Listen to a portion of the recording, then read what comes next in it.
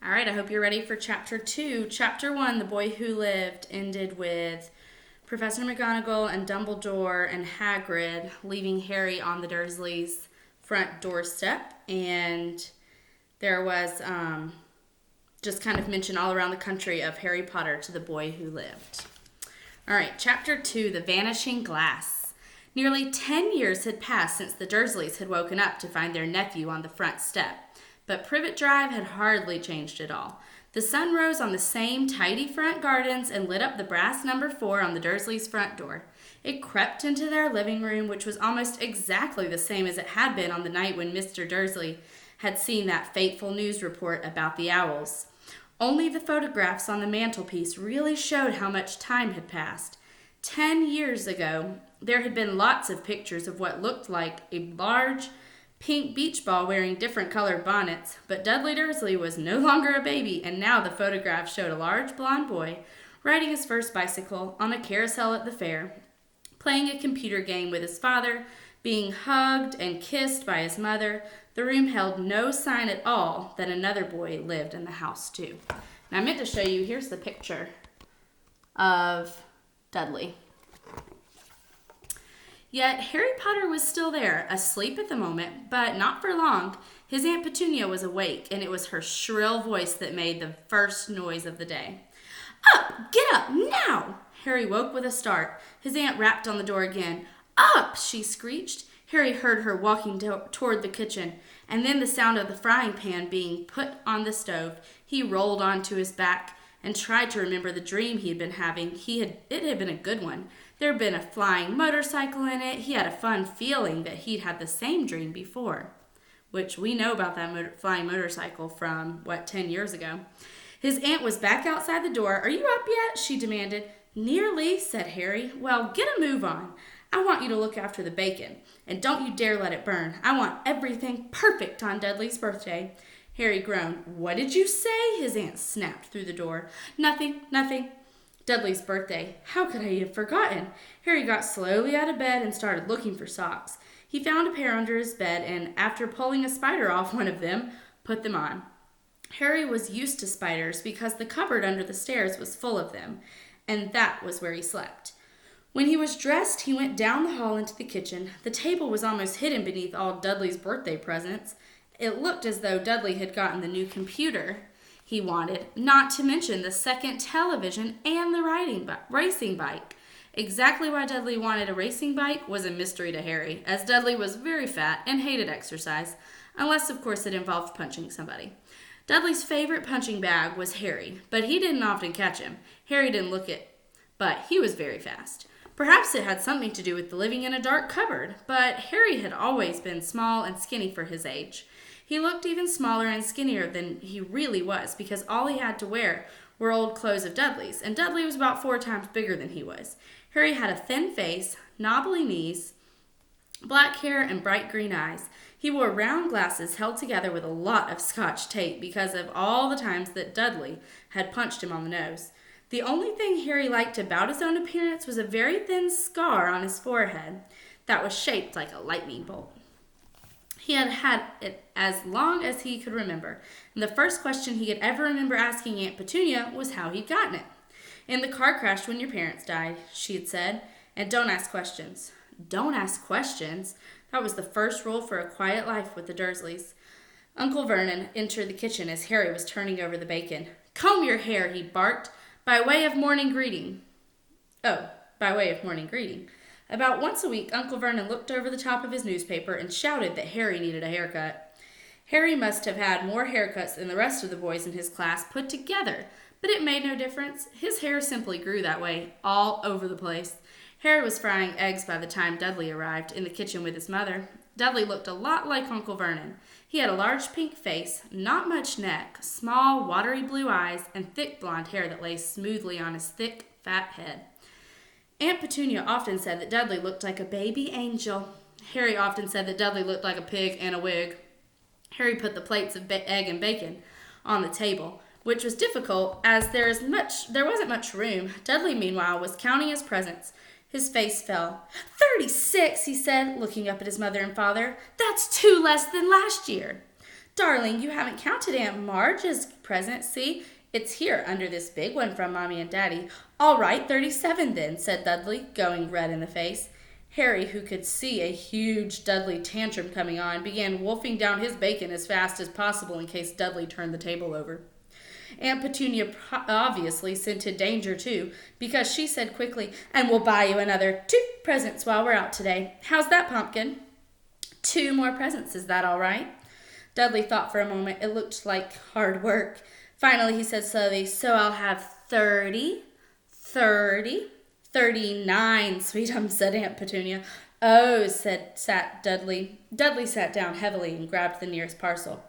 "All right, then," Uncle Vernon chuckled. "Little Tyke wants his money's worth, just like his father. Attaboy, Dudley." He ruffled Dudley's hair. At that moment, the telephone rang, and Aunt Petunia went to answer it while Harry and Uncle Vernon watched Dudley unwrap the racing bike, a video camera, a remote control airplane, 16 new computer games, and a VCR. He was ripping the paper off a gold wristwatch when Aunt Petunia came back from the telephone looking both angry and worried. "Bad news, Vernon," she said. "Mrs. Figg's broken her leg. She can't take him." She jerked her head in Harry's direction. Dudley's mouth fell open in horror, but Harry's heart gave a leap. Every year on Dudley's birthday, his parents took him and a friend out for the day to adventure parks, hamburger restaurants, or the movies. Every year, Harry was left behind with Mrs. Figg, a mad old lady who lived 2 streets away. Harry hated her. The whole house smelled of cabbage, and Miss Figg made him look at photographs of all the cats she'd ever owned. "Now what?" said Aunt Petunia, looking furiously at Harry as though he'd planned this. Harry knew he ought to feel sorry that Miss Figg had broken her leg, but it wasn't easy when he reminded himself it had been a whole year before he had to look at Tibbles, Snowy, Mr. Paws, and Tufty again. "We could phone Marge," Uncle Vernon suggested. "Don't be silly, Vernon. She hates the boy." The Dursleys often spoke about Harry like this, as though he wasn't there, or rather as though he was something very nasty that they couldn't understand them, like a slug. "What about what's-her-name, your friend, Yvonne?" "On vacation in Majorca," snapped Aunt Petunia. "You could just leave me here," Harry put it hopefully. He'd be able to watch what he wanted on television for a change, and maybe even go onto Dudley's computer. Aunt Petunia looked as though she'd just swallowed a lemon. "And come back and find the house in ruins?" she snarled. "I won't blow up the house," said Harry, but they weren't listening. "I suppose we could take him to the zoo," said Aunt Petunia slowly, "and leave him in the car." "That car's new. He's not sitting in it alone." Dudley began to cry loudly. In fact, he wasn't really crying. It had been years since he'd really cried. But he knew that if he screwed up his face and wailed, his mother would give him anything he wanted. "Dinky-diddy-dums, don't cry. Mummy won't let you spoil your day," she cried, flinging her arms around him. "I don't want him to come," Dudley yelled between huge pretend sobs. "He always spoils everything." He shot Harry a nasty grin through the gap in his mother's arms. Just then the doorbell rang. "Oh, good Lord, they're here," said Aunt Petunia frantically. And a moment later, Dudley's best friend, Piers Polkiss, walked in right with his mother. Pierce was a scrawny boy with a face like a rat. He was usually the one who held people's arms behind their backs while Dudley hit them. Dudley stopped pretending to cry at once. Half an hour later, Harry, who couldn't believe his luck, was sitting in the back of the Dursleys' car with Pierce and Dudley. On the way to the zoo, for the first time in his life, his aunt and uncle hadn't been able to think of anything else to do with him, but before they'd left, Uncle Vernon had taken Harry aside. "I'm warning you," he said, putting his large purple face right up to Harry's. "I'm warning you now, boy. Any funny business, anything at all, and you'll be in that cupboard for now until Christmas." "I'm not going to do anything," said Harry, "honestly." But Uncle Vernon didn't believe him. No one ever did. The problem was, strange things often happened around Harry, and it was not just no good telling the Dursleys he didn't make them happen. Once, Aunt Petunia, tired of Harry coming back from the barber's looking as though he hadn't been at all, had taken a pair of kitchen scissors and cut his hair so short it was almost bald except for his bangs, which she left to hide the horrible scar. Dudley had laughed himself silly at Harry, who spent a sleepless night imagining school the next day, where he was already laughed at for his baggy clothes. and taped glasses. Next morning, however, he'd gotten up to find his hair exactly as it had been before Aunt Petunia had sheared it off. It'd been given a week in the cupboard for this, even though he had tried to explain that he couldn't explain how it grew back so quickly. Another time, Aunt Petunia had been trying to force him into a revolting old sweater of Dudley's, brown with orange puff balls. The harder she tried to pull it over his head, the smaller it seemed to become, until finally it might have fitted a hand puppet, but certainly wouldn't fit Harry. Aunt Petunia had decided it must have shrunk in the wash, and to his great relief, Harry wasn't punished. On the other hand, he'd gotten into terrible trouble for being found on the roof of the school kitchens. Dudley's gang had been chasing him as usual when, as much to Harry's surprise as anyone else's, there he was, sitting on the chimney. The Dursleys had received a very angry letter from Harry's headmistress telling them Harry had been climbing school buildings. But all he'd tried to do, as he shouted at Uncle Vernon through the locked door of his cupboard, was jump behind the big trash cans outside the kitchen doors. Harry supposed that the wind must have caught him in mid-jump. But today, nothing was going to go wrong. It was even worth being with Dudley and Pierce to be spending the day somewhere that wasn't school, his cupboard, or Miss Fig's cabbage-smelling living room. While he drove, Uncle Vernon complained to Aunt Petunia. He liked to complain about things. People at work, Harry, the council, Harry, the bank, and Harry were just a few of his favorite subjects. This morning, it was motorcycles. Roaring along with maniacs, the young hoodlums, he said, as a motorcycle overtook them. I had a dream about a motorcycle, said Harry, remembering suddenly. It was flying. Uncle Vernon nearly crashed into the car in front. He turned right around in his seat and yelled at Harry, his face like a gigantic beet with a mustache. Motorcycles don't fly! Dudley and Pierce sniggered. I know they don't, said Harry. It was only a dream. But he wished he hadn't said anything. If there was one thing the Dursleys hated even more than his asking questions, it was his talking about anything, acting in a way it shouldn't, no matter if it was a dream or even a cartoon. They seemed to think he might get dangerous ideas. It was a very sunny Saturday, and the zoo was crowded with families. The Dursleys bought Dudley and Pierce large chocolate ice creams at the entrance, and then, because the smiling lady in the van had asked Harry what he wanted before they could hurry him away, they bought him a cheap lemon ice pop. It wasn't bad either, Harry thought, licking it as they watched a gorilla scratching its head, who looked remarkably like Dudley, except that it wasn't blonde. Harry had the best morning he'd had in a long time. He was careful to walk a little way apart from the Dursleys so that Dudley and Pierce, who were starting to get bored with the animals by lunchtime, wouldn't fall back on their favorite hobby of hitting him. They ate in the zoo restroom, and when Dudley had a tantrum because his Knickerbocker Glory didn't have enough ice cream on top, Uncle Vernon bought him another one, and Harry was allowed to finish the first. Harry felt afterward that he should have known it was all too good to last. After lunch, they went to the reptile house. It was cool and dark in there, with lit windows all along the walls. Behind the glass, all sorts of lizards and snakes were crawling and slithering over bits of wood and stone. Dudley and Pierce wanted to see huge, poisonous cobras and thick, man-crushing pythons. Dudley quickly found the largest snake in the place. It could have wrapped its body twice around Uncle Vernon's car and crushed it in a trash can. But at that moment, it didn't look in the mood. In fact, it was fast asleep. Dudley stood with his nose pressed against the glass, staring at the glistening brown coils. Make it move, he whined at his father. Uncle Vernon tapped on the glass, but the snake didn't budge. Do it again, Dudley ordered. Uncle Vernon rapped the glass smartly with his knuckles, but the snake just snoozed on.